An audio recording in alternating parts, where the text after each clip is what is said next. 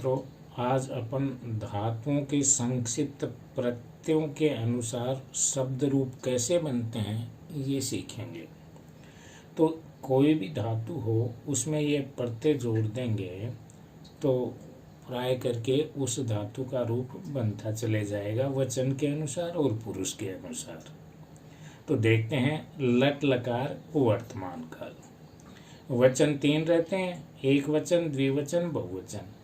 जिन शब्दों से एक वस्तु या एक संज्ञा का बोध एक वचन, जिन शब्दों से दो संज्ञा या दो वस्तुओं का बोध हो द्विवचन, और जिन संज्ञा वस्तुओं या संख्या या संज्ञा से 3 या 3 से अधिक वस्तुओं का बोध हो उसे बहुवचन कहते हैं। पुरुष वही है जैसा अपन ने बताया वैसे। तो क्या होता है, अति, अतः, अंति, ये अपने आप में लट लकार के पूर्ण प्रत्यय हैं, लेकिन आपको समझने की दृष्टि से इसका और भी सरलीकरण किया गया है। तो पहले देखें, अति, अतः, अंति, असि, अथः, अथ, आमि, आवह, आमः। ये प्रथम पुरुष में अति, अतः, अंति रहता है। किसी भी धातु में ये जुड़ता है तो धातु प्राय करके अपने आप में धातु का जो अंतिम अक्षर होता है वो आधा होता है, अर्थात व्यंजन होता है। उसमें ये ए वाली मात्रा, ए वाला स्वर समाविष्ट हो जाता है तो वो अपने आप में पूर्ण रूप प्राप्त कर लेता है और प्रत्यय ऐसे बनते चले जाते हैं। अब इसको अपन और भी सरल देखें तो आप देखते हैं प्राय करके सब में ए है और ये ए जुड़ता ही है। तो क्यों ना अपन इसका सरल रूप अपनाएं ताकि आपको याद करने में दिक्कत नहीं हो। तो ए तो सब में जुड़ ही रहा है, जिसमें आ की मात्रा है वो मैंने लिख भी दी है। तो अपन केवल यही याद कर लें, ती, तह, अंति, है ना, जो ये विकीर्ण के रूप में सरल तरीके के रूप में अलग से लिखा है। तो ये प्रथम पुरुष हो जाएगा, ती, तह, अंति, सी, थह, थ, और आमी, आवह, आम रहता ही है उत्तम पुरुष में। जैसे अपन ने एक धातु को समझा, पठ एक धातु है जिसका अर्थ है पढ़ना। तो सब में ये तो अपने आप में शुरू वाले पूर्ण प्रत्यय हैं, ये याद करें तो कोई दिक्कत है ही नहीं, परंतु सब में ए होने के नाते आपको याद करने में थोड़ी कठिनाई या क्लिष्टता या ध्यान नहीं रहता, ध्यान से याद नहीं करने पर। तो इसका सरल रूप क्या होगा, ती, तह, अंति। जैसे अपन पठ धातु लेते हैं तो पठ है तो ये ठ आधा, इसमें ए तो अपने आप जुड़ेगा ही, ये ध्यान रख लेते हैं, लेकिन ती जोड़ दिया है ना, तो क्या हो गया, पठती। अब ये पूरा रूप है, इसका मतलब ये ठ जो आधा था पठ का, पठ वाला ये रूप था जिसमें ठ आधा था, तो ये ए समाविष्ट हो गया है ना, तो ठ पूरा हो गया, पठती हो गया एक वचन में। इसी क्रम में यदि ए अपन मस्तिष्क में ऐसे ध्यान रख लें कि ठ में ए तो आता ही है, तो ती, तह, अंति ऐसा किया तो अपना पूरा धातु रूप प्रथम पुरुष में बन जाएगा, पठती और पठतः। पठतः देखो, पठ आपकी धातु है, तह ये जुड़ा पठतः, यानी अतः ये जुड़ा तो पठतः हो गया।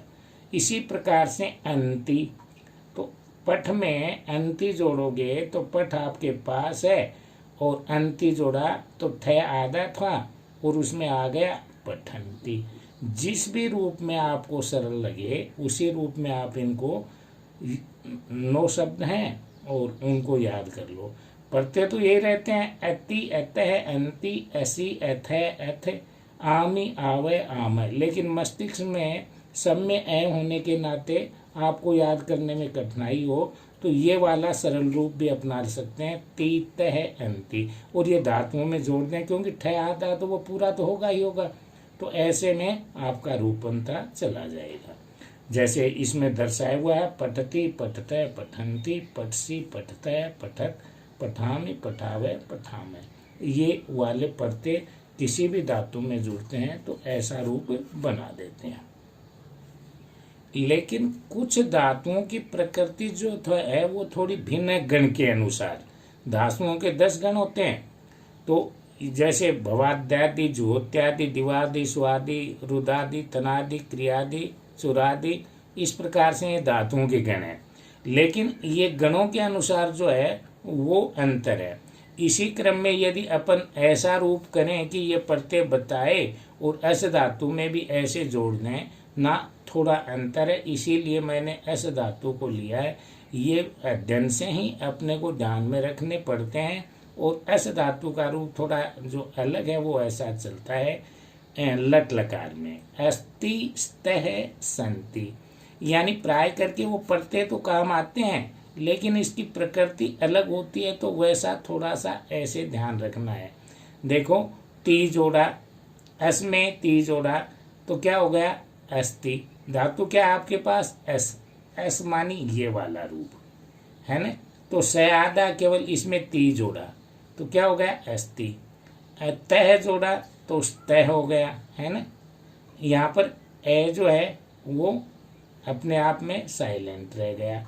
और अंति है उसमें क्या है, स पूरा हो गया और ये हो गया संति, स्तः संति।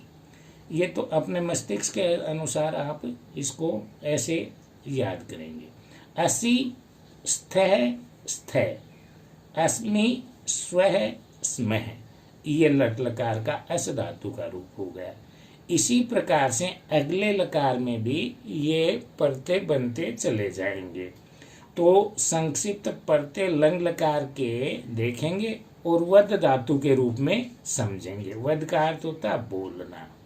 तो यहाँ पर ध्यान देंगे को इसमें लंग लकार में कोई भी धातु हो उससे पहले ए अपने आप ही जुड़ जाता है और उसके बाद में प्रत्यय लगते हैं। तो सभी में देखो ए दिखाया है, ए प्लस धातु और प्लस क्या है, अथ। इसी प्रकार से ए प्लस धातु अताम, ए प्लस धातु अन, ए प्लस धातु अह, ए प्लस धातु अतम, ए प्लस धातु अत, ए प्लस धातु अम, ए प्लस धातु आव, ए प्लस धातु आम। जैसे अपन वद का देखते हैं तो ये कह रहा है कि ए तो सभी रूपों में समाविष्ट होगा अर्थात जुड़ेगा, प्लस धातु की जगह अपन वद ले रहे हैं तो क्या हो गया, ए प्लस या धन धातु के रूप में वद आ गया और आपके प्रत्यय के रूप में क्या आ गया, अथ। ये वाला रूप बन गया। अब इसको वर्ण विश्लेषण को यानी अलग अलग शब्दों के खंडों को आप मिलाएंगे, एक रूप बनाएंगे। तो ए, वद और द, चूंकि ये आधा है धातु के रूप में तो ये वाला ए इसमें मिला तो द पूरा हो गया, त ए वदत, ये वाला रूप बन गया। इसी प्रकार से बहुवचन वाला उदाहरण और समझ लेते हैं। प्रथम पुरुष का बहुवचन क्या है, जैसे ए धन धातु वद है तो वद ले लें और अन्न प्रत्यय है आपका धातु का, देखो अन्न प्रत्यय। यहाँ पर ए प्लस धातु, धातु की जगह वद लिया और ये अन्न हो गया। तो यहाँ पर शब्द क्या बन जाएगा, ए वदन। ए इसमें वद में जुड़ा, द आधा है, ये अन्न प्रत्यय वाला जो है द में जुड़ा तो एवदन बन गया, एवदन। तो इस प्रकार से ये सभी प्रत्यय धातुओं में शामिल होकर के धातु का रूप निर्माणित करते हैं और आपको क्या अभिष्ट धातु रूप प्राप्त होगा लंग लकार में। प्रथम पुरुष में वचनों के अनुसार एवदत, एवदताम, एवदन, एवद्दह, एवदतम, एवदत, एवदम, एवदाव, एवदाम। एक उदाहरण और समझ लेते हैं। जैसे उत्तम पुरुष में ए प्लस धातु धन एम ए है तो इस प्रकार से ए तो सभी धातुओं में जुड़ता ही है, धातु के रूप में आपने वद लिया तो वद हो गया और एम उत्तम पुरुष का एक वचन का प्रत्यय है, ये एम हो गया। देखो ये एम है, ये धातु और ये है तो यहाँ पर ये लिखा अपन ने। अब इसको शब्द के अलग अलग खंडों को अपन एक रूप में लिखेंगे तो ए पहले है, वो ए आ गया, वद आपकी धातु है वो आ गई, द हलंत है यानी आधा है तो ये ए शामिल हो गया, ए वदम बन गया।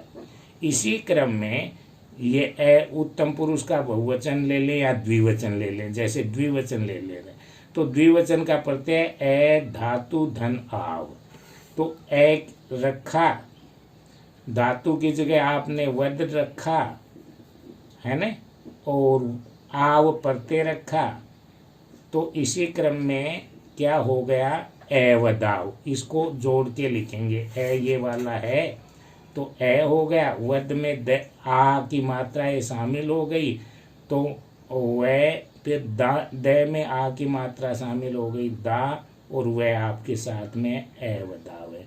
इसी प्रकार से सभी धातुओं के रूप बनते चले जाएंगे। तो यहाँ पर देखो ऐसे अभिष्ट धातु रूप बना, ए वद्दत, ए वदताम, ए वदन, ए वद्द है, ए वदतम, ए वद्दत, ए वद्दम, ए वदाव, ए वदाम। और इनके रूप जो हैं वो वैसे ही चलते चले जाएंगे।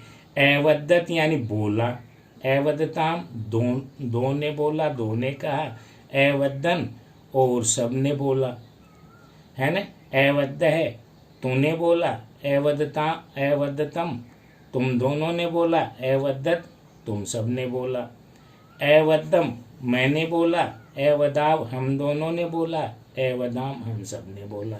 ऐसे ही वचन और पुरुष के अनुसार इनके अर्थ भी निकलते चले जाएंगे।